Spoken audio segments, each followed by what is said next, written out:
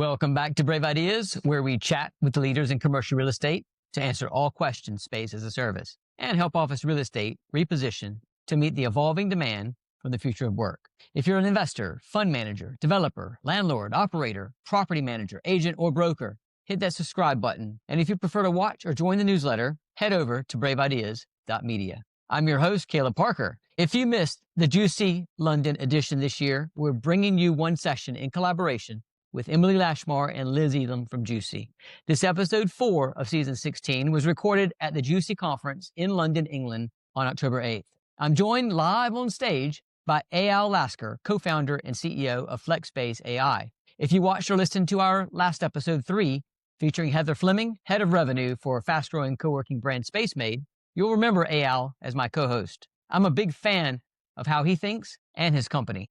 Eyal's career includes time at Klarna and Uber, where he helped create customer-facing mobile and e-commerce products. He served as head of growth for WeWork, and early on in his career, he was a hedge fund portfolio manager trading statistical arbitrage in multiple financial markets. Now he's helping the co-working industry grow by helping us adopt best practices proven to help hotel companies win. In this episode, we get straight into dynamic pricing and revenue management for Flex, why our industry has been slow to adopt hotel best practices, how e-commerce is the on-ramp, and why AI-driven smart pricing can lift conversion, rate, and total revenue. We discuss practical guardrails operators can set and how smart pricing for meeting rooms and day passes expands to office and forecasting. We also touch on what lenders need to see for Flex to scale as a bankable asset class. Quick note, this was a live fireside chat. We kept the room open for audience questions, and you're going to hear Eyal unpack real examples from operators using dynamic pricing. But before we transition to the episode, listen to this special message from our sponsor, Mute. If you're a landlord or flex operator trying to future-proof your building without wasting time or money, this is for you. Mute turns traditional fit-outs on their head. Their Mute modular acoustic rooms can be built, moved, or reused in days, not months. That means lower capex, less waste, and faster returns, all while creating quieter, more beautiful spaces your members actually want to work in. No demolition, no downtime, no sunk cost. Just smarter design that upgrades, reuses, and profits. From static white boxes to dynamic workplaces, head over to mute.design/brave to change the game for offices that never stand still. Now, without further ado, here's my conversation with Eyal from Flexspace AI, recorded live at GCUC London. Welcome to Brave Ideas, Eyal. Thank you very much, Caleb. And welcome to London. Welcome back to London. Okay, I want to dive right in, if that's okay. We're going to get straight down to business. Let's do it. We had a good dinner last night. We had Heather from SpaceMade, we had James from Clockwise, Connor from Patch, talking about the future of our industry, talking about revenue management, talking about the hotel industry. And of course, Christmas was there, and she comes from Priceline.com. The big question is, though, and we talked about it last night a lot, hotels have been doing revenue management to a T. They've got it down to a best practice. Our industry, well, not so much. And when I think about dynamic pricing and revenue management, I think, okay, meeting rooms, lower price on a Monday, higher price on a Wednesday.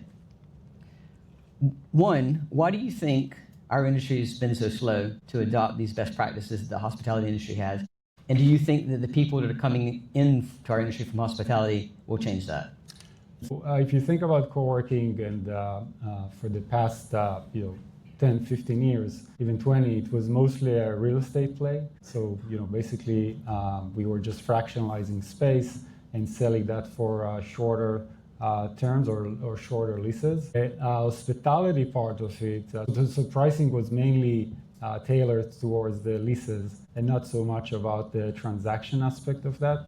When you think about hospitality, that will be for shorter terms. And then, if I'll go back to WeWork, right back in 2018, since when we introduced the on-demand concept of utilizing space in real time through an online transaction. So that's, I feel, kind of was the first steps towards thinking about transactional or short-term transactional behavior versus longer-term contracts, service agreements, and leases. And that was kind of the starting point, at least in my career, toward thinking about how we can dynamically price space. When I think about the term dynamic pricing, I think, okay, it's providing the right price to the right customer at the right time. How do you define it? Yeah, definitely. I think that's part of it, right? So one piece is the customer, and the other part of it will be the operator, or the ones that is offering the services. So for the customers, what's good about dynamic pricing and what we are seeing across our data and across our operators is that now your customers can start shop within the days of the week and hours of day. So if previously, before dynamic pricing, there was a set price, so some of them would accept the price and convert and purchase, but some of them not necessarily, or will try and go and shop somewhere else. Now that you have a wide range of prices that are available for the customer, then they can actually find the best time and price that works for them. So for example, and that's part of dynamic pricing, right? You mentioned Wednesday during noontime might be high demand, and then prices will go up, and it might price out some of the customers, but they can always find a better price point that can be later in the day or in the shoulder days of the week. So that's in terms of like the customer. And then for operators, it just allows them to optimize the revenue and to start really scaling revenue and thinking about profit in a more systematic way. And so the benefits then, we're talking, you keep saying short transactions, transactional, shorter terms, but in an industry where we have long-term quotation marks, 12 months license agreements that might go for 4 years, how does dynamic pricing play into that? So short-term was the entry point for us, at least, as we were starting building dynamic pricing models. So we started with meeting rooms prices, and we started pricing them dynamically. And again, that's all through technology, AI. There's a lot of factors that going into the model. And now that we matured and we've seen the success, and we'll talk about some interesting case studies that we'll share here on the podcast, we are expanding the model to the longer term office, month over month, even like an annual contracts, so that dynamic pricing can also support that part of the business. And is the dynamic pricing limited to people booking online? Is that sort of behind the scenes in the operating system? How does that work? Yeah. From in our platform, right, in e-commerce, obviously that's online, right? So when you go and book a meeting room, a day pass, so on and so forth, the experience or the booking experience, the transaction does happen online, and you get the full range of prices and dates that you can book a space. Now with offices, obviously that's a different aspect, because most of the offices are still being sold when people are coming to the space to tour the space, and being sold by community managers or the salespeople on the ground. For them, we are developing a product where the salespeople can actually get the most optimized price for the offices that they are touring and introducing to the potential customers. So I'm going to go back to the hotel industry again. 2014, I think it was. I was at a conference in New York, and at the time we were selling meeting rooms as an online broker, and we were talking to people about yield management strategies and revenue management and having higher prices and lower prices for meeting rooms specifically. And we saw it clearly in the hotel industry, and we thought it'd be such a no-brainer. But 12 years later, it's not the case. And I'm going back to the earlier question about our industry being slow to adopt this, but we have the tools now. Is it a human mindset challenge in your experience when you're talking to your customers? Is it more the technology adoption? What is the big hurdle? Yeah, so I can tell you that the question that I get most often is how my customers will react, right? And how will they react when they will see different prices, and what will be the overall experience there. So, what we say, right? I mean, your customers, the ones that are buying to purchase your spaces, are the same people that are booking flights, booking hotels, and riding Uber or Lyft or anything like that. They're so accustomed to dynamic pricing as part of their day-to-day lifestyle that then In terms of the customer reaction to introducing dynamic pricing for things like offices, meeting rooms, etc., that does not, we haven't found that move away or kind of scare people or move them away to another operator that does not offer dynamic pricing. Okay, so we've laid a little bit of groundwork here. I'm going to be an operator. I am an operator now, so I'm going to be an operator for a moment here. And I think I would say that operators are already practicing dynamic pricing on a daily basis with their sales teams, in their CRM, when they're doing tours, asking questions, putting the right price up. Certainly they've got a price list, but they change that all the time. In an office capacity, maybe meeting rooms less. Is there a foundation we have to start at? I mean, do we have to have e-commerce functionalities first, or is it about adopting an AI platform? How do we start at the foundational level? Yeah, so I think starting from e-commerce is always easier and a good entry point. Because once you introduce an e-commerce on your website and then you utilize the AI component for the pricing piece, which is how our pricing agent and pricing agent is operating, then that's always a good entry point just to get familiar with the technology, understand how it works, because it does changes all the time, right? Even when I go on one of our operators' website, I don't know what to expect, right? Because the price is being updated in real time based on supply and demand, and it does a good job in finding the optimal price point for each and every type of asset that is being sold through the platform. So I would say that's a great entry point. We are now in the process of developing the pricing agent for the office product. So we have a few design partners that we partner with, but it's not yet available to the industry as a whole. Yeah, and I think your point about the customers are used to booking Airbnb using Skyscanner and have seen the prices go up and down in hotel rooms. I just booked a flight to the Canaries the other day, and I waited a week to book it, and it went up like 30 pounds a ticket. So it was like, wow. People are saying they're worried that customers are going to push back. Our customers are going to just say, oh, it's like the hotel industry, or are they going to say, no, this is what you quoted me last week, it needs to be quoted this week too? So part of the data that we track, and we obviously track a lot of data, is conversion, right? And we can see what was the conversion before and after, and how it evolved over time. So in that sense, right, we are actually seeing that conversion is going up.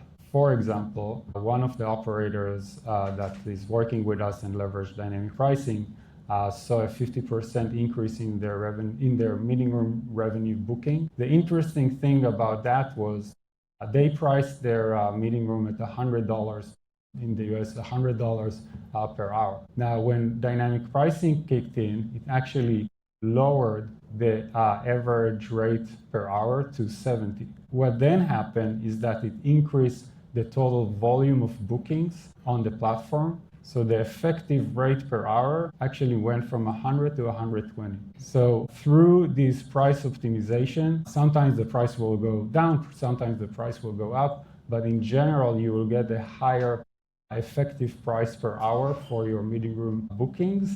And that's pretty interesting, because when we analyze it across all the portfolio, what we learned is that there is definitely price elasticity in the market, which means that our customers are price sensitive.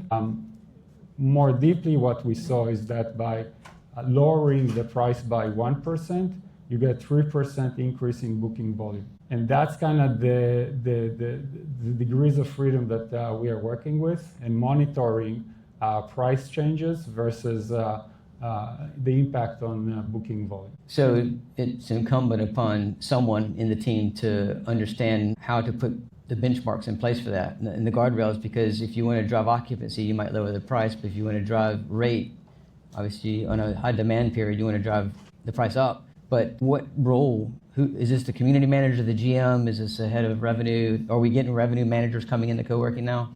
So the system is completely autonomous, right? No one needs to, you can put guardrails if you choose to, things like floor price or ceiling, right? So some operators will say, I don't want the price to go lower than that or higher than that. But other than these two factors that you can choose to put as guardrails, the system will completely always adjust and find the right price. Sometimes it can go up, go down. Sorry, how does it do that? Well, that's the beauty of AI, obviously, right? So we build an AI capabilities into our platform that look into your past data. That's one piece of data point that goes into the model that creates predictive analytic, or that's what creates like the prediction into the future. And then it takes into account your bookings, your actual bookings in a specific day, things that are going around the market, seasonality. So there's a lot of different factors, and obviously the conversion. We also track if when someone saw a price, did they convert or not, and that feeds back into the model. So there can be a positive enforcement or a negative enforcement. And that's the beauty of AI, that the system can really learn over time and adjust and optimize based on actual data that is flowing through your system. Yeah, in the episode we recorded with Heather yesterday from SpaceMade, she was saying that they look at all of the negative actions that take place. Could be someone comes on a tour and doesn't convert, or they're on their website and they don't convert to a lead, or they go through a booking process and fall off. So she's capturing all this for a retargeting campaign. You're saying the AI should be looking at all this too and adjusting prices. But in a practical term, how does that work? In a practical term, think about the system as probably smarter than anyone else on our team, right?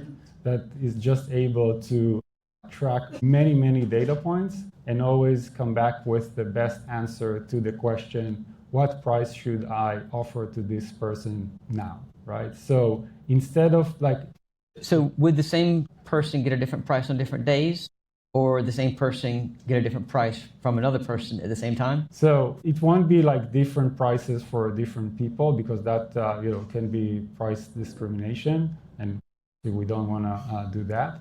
But the prices, so if I go and book this Thursday at 12 p.m. versus next week, Thursday, 12 p.m., the price can be different. I'm going to pause for a second. Any questions so far? Mark? Hold on, Mark. We got a mic coming. So you're talking about the retrospective data points. Looking backwards, obviously look at, sort of buying signals or whatever's happened in the past. Is the system smart enough to also benchmark against the competition, so it will know, for sake of argument, that since that last meeting was booked, 15 competitors have opened up next door, so therefore, the supply and demand dynamics kind of changed entirely, which also will affect buying decision. Is it not to do that? Yeah, so the system does look at market signals, right? I would say that there are many data points that goes into the model, and what the system does pretty well is to give different weights to different data points. So the market data will come into play, but not necessarily it will be as equal as your own data or your own past data, right? Because I think the most important thing eventually is the local data for your location, but there are surrounding factors around that that just help to inform. Thank you. I've got another kind of half question, can I get it in there as well? We talked about dynamic pricing, you gave the example of aeroplanes. What impact do you think supply and demand will have on your pricing model? What I mean by that is we know that seats on aeroplanes, they are massively oversubscribed in the UK, which is why they're trying to. So let's say, for example, at 12 o'clock on a Thursday and I want to travel to Barcelona and my price point is economy, I'll have three options, right? Jet2 from Stansted, EasyJet from Gatwick, and Ryanair from Heathrow. And we know they operate at dynamic pricing. Those three companies know that collectively they've got 900 seats, but history tells them 600 people want to book at that time. So they know all their seats are going to go anyway. So whereas in our industry, what would stop people, let's say, for example, your occupancy were to increase, you hit 60%, so your pricing's going up, and you hit a point where people go, well, I've got 8 options around the corner, we're at 40%, so I know I'm getting a better price than there. So how does the supply and demand feed into that? You see what I mean? With aeroplanes, it's oversubscribed, so they're going to sell everything anyway. Yeah, and I think that's a great point that you're making there, because and we hear that, I heard this question coming up from different operators. So one is that the beauty is now that people can start shop within your own location or your own product versus going to the competitors, because they have multiple price points, right? So even if I don't necessarily want to pay a premium price for a specific booking, I can always find a lower price at a different day or a different hour. Same for offices, right?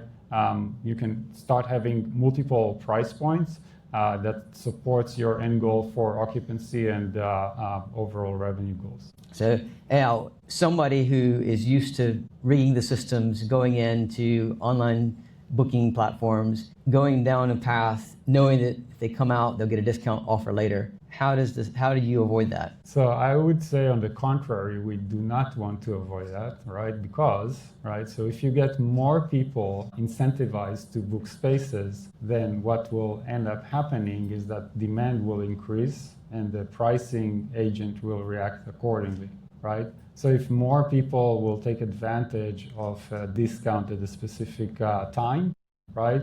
So what will end up happening is that we are increasing the overall demand and the price will react accordingly. So if the price goes up, so you might get a 10% discount, but now for a higher price. And just to the first question, right, about what if this trip will become successful, which we hope so, is that we believe that once the more you can open your spaces, I mean, we talked about the industry as a whole, right? So the more spaces will be available to be booked online, the more people will participate in the industry. So overall, that's how we will increase the overall demand and everyone will rise.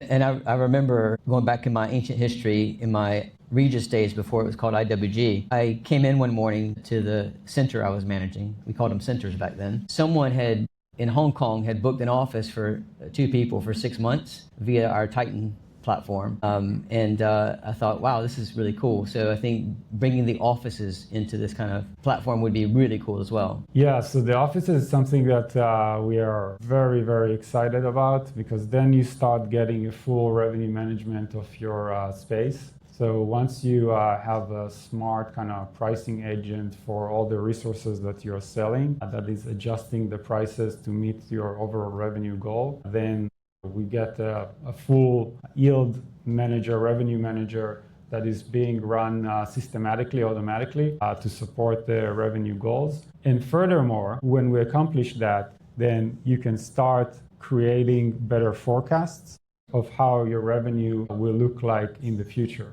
So you start like getting a glimpse into how, based on all the data and understanding what price point converts the best, the industry will be able to start forecasting into the future. So you said the term smart pricing manager, I believe, and I look at it as a sort of a virtual revenue manager. And I think the point here is that it's not necessarily eliminating someone's role. It's freeing people up to, because I think from a community manager or a general manager perspective, the worst thing they can do is be stuck in an office in the spreadsheets versus being out with their members. So you're freeing up these smart decisions to be made by the technology. Yeah, I don't know if anyone is enjoying thinking like repricing their spaces manually. I don't know if that's like the fun part of what we do. I think, you know, when we think about the industry, it is about like building community, hospitality, interacting with people. So the more we can kind of eliminate the mundane part of just running the business,